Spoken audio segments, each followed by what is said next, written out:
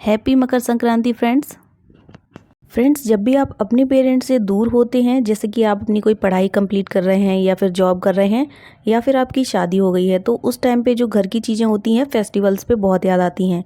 जैसे कि अभी मकर संक्रांति का फेस्टिवल आ रहा है, तो इस पर लड्डू बनाए जाते हैं। मेरे मन में ये ख्याल आया कि जनवरी का महीना चल रहा है, तो इस महीने में तो मकर संक्रांति आती है। तो ये सोचकर मुझे अपनी मम्मी के हाथों के तिल और गुड़ के लड्डू याद आ गए।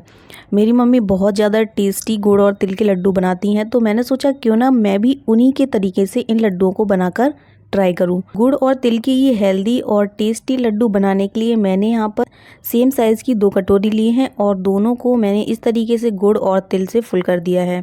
दोनों का जो वज़न है वो 200 ग्राम है, तो आप जितनी क्वांटिटी में तिल ले रहे हैं उसी क्वांटिटी में आपको गुड़ लेना है। जैसे कि आप अगर 250 ग्राम गुड़ ले रहे हैं तो आपको 250 ग्राम ही तिल लेने हैं। फ्रेंड्स, ये जो सफ़ेद तिल हैं ये अभी कच्चे हैं, तो हमें इन्हें इस तरीके से एक कढ़ाई में डालकर ड्राई रोस्ट करना होता है। जैसे ही इनका कलर हल्का सा गोल्डन होने लगे तभी आप गैस बंद कर दें और इन्हें पलटकर एक प्लेट में रखकर ठंडा होने के लिए छोड़ दें। फ्रेंड्स, ये जो तिल होते हैं ये आपको आसानी से अपने आसपास की ग्रोसरी शॉप्स पर मिल जाएंगे। तो यहाँ पर मैंने तिल को भून लिया है और इन्हें ठंडा होने के लिए रख दिया है। अब मैंने यहाँ पर जिस कटोरी से नाप कर तिल लिए थे उसी कटोरी से नाप कर यहाँ पर ली है आधा कटोरी मूंगफली। अगर आप चाहें तो इनकी क्वांटिटी और कम कर सकते हैं। तो यहाँ पर हमें मूंगफली को भी इन लड्डुओं में भून कर ही ऐड करना है। मूंगफली को मैंने 4 से 5 मिनट तक मीडियम फ्लेम पर अच्छे से भून लिया है और इसी तरीके से हमें दोनों चीज़ों को ड्राई रोस्ट करना होता है। मूंगफली को भी पलटकर इस तरीके से इन्हें ठंडा होने के लिए छोड़ देंगे। फ्रेंड्स, जब ये मूंगफली ठंडी हो जाए तब आप इनका छिलका हटाकर इन्हें बिना छिलके के भी इन लड्डुओं में ऐड कर सकते हैं, लेकिन मैंने यहाँ पर इन लड्डू को बनाने के लिए इनका छिलका नहीं हटाया है। गैस पर सेम कढ़ाई रखेंगे और इसमें 2 बड़े चम्मच भर के डालेंगे देसी घी और घी को हल्का सा गर्म होने पर इसमें डाल देंगे गुड़। गुड़ को मैंने ग्रेटर से ग्रेट कर लिया है। अगर आप साबुत गुड़ को कढ़ाई में डालकर मेल्ट करेंगे तो बहुत ज़्यादा टाइम लगेगा, तो यहाँ पर इस तरीके से आप गुड़ को ग्रेट करके ले सकते हैं या फिर चाकू से कट करके भी ले सकते हैं। गुड़ को हमें मीडियम फ्लेम पर अच्छे से मेल्ट होने तक इसे चलाते रहना है और फिर इसे इस तरीके से 1-1 मिनट बाद बीच में अच्छे से चलाते रहें।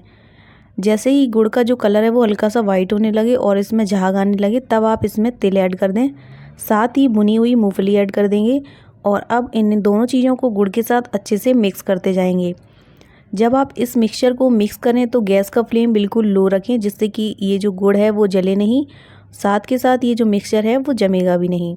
अगर आप गैस बंद करके इस मिक्सचर को मिक्स करेंगे तो ये जो मिक्सचर है वो तुरंत ही जमने लगेगा और फिर आप इसे अच्छे से मिक्स भी नहीं कर पाएंगे। इस मिक्सचर से लड्डू बनाने के लिए आपको इसे ठंडा करने की ज़रूरत नहीं होती है। अगर आप इसे ठंडा कर देंगे तो जो गुड़ है ठंडा होने पर बहुत जल्दी जम जाता है, इसलिए आपको इसे आधे से 1 मिनट तक इसी तरीके से लो फ्लेम पर मिक्स करने के बाद कढ़ाई को उतार कर प्लेटफॉर्म पर रख लेंगे और एक कटोरी में थोड़ा सा पानी लेंगे। पानी को हाथों पर लगाते हुए कढ़ाई में से गरम गरम मिक्सचर को हाथों में लेकर इसे बांधते जाएंगे।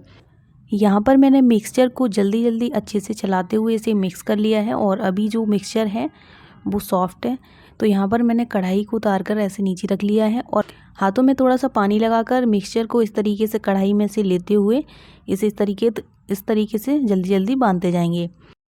इस कढ़ाई को हमने तुरंत ही गैस से उतार कर नीचे रखा है, तो ये जो मिक्सचर है बहुत ज़्यादा गर्म होता है, जिसकी वजह से हमें हाथों पर थोड़ा सा पानी लेते हुए इन लड्डुओं को बनाना चाहिए। पानी लगाने से बहुत ज़्यादा मिक्सचर गर्म नहीं लगता है, तो आप इस तरीके से इस ट्रिक को फॉलो कर सकते हैं। इसी तरीके से हाथों में थोड़ा सा पानी लगाकर आप दोनों हाथों से भी इस तरीके से लड्डू बनाकर तैयार कर सकते हैं। लड्डू बनाने का ये जो प्रोसेस है आपको इसे बहुत जल्दी करना होता है। अगर आपके घर में 1-2 लोग और हैं तो आप उनकी हेल्प ले सकते हैं इन लड्डुओं को बनाने के लिए। 2-3 लोग मिलकर बनाते हैं तो ये लड्डू जल्दी बन जाते हैं। अगर आपको ऐसा लगे कि लड्डू बनाते बनाते ये जो मिक्सचर है ये जमने लगा है, तो आप इस कढ़ाई को उठाकर फिर से गैस पर रखें और आधे से 1 मिनट तक इसे लो फ्लेम पर अच्छे से चलाते रहें, जिससे ये जो मिक्सचर है ये सॉफ्ट हो जाएगा और आप फिर से लड्डू बनाना शुरू कर दें।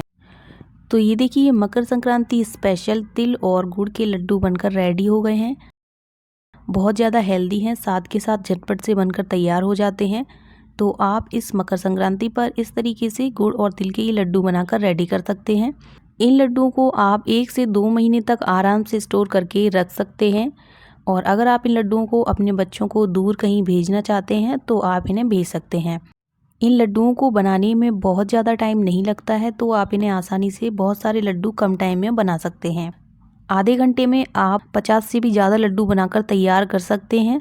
तो अगर आपको ये रेसिपी अच्छी लगी हो तो प्लीज़ वीडियो को लाइक कर देना। और फ्रेंड्स, इस वीडियो को आप अपनी फैमिली और फ्रेंड्स के साथ शेयर ज़रूर करना। अगर रेसिपी अच्छी लगी हो तो प्लीज़ चैनल को सब्सक्राइब कर लेना। इस तरीके से आप एक एयर टाइट कंटेनर में इन लड्डुओं को स्टोर करके रख सकते हैं। तो यहाँ पर मैं एक लड्डू को तोड़कर दिखा रही हूँ। ये देखिए कितना ज़्यादा सॉफ्ट लड्डू बना है।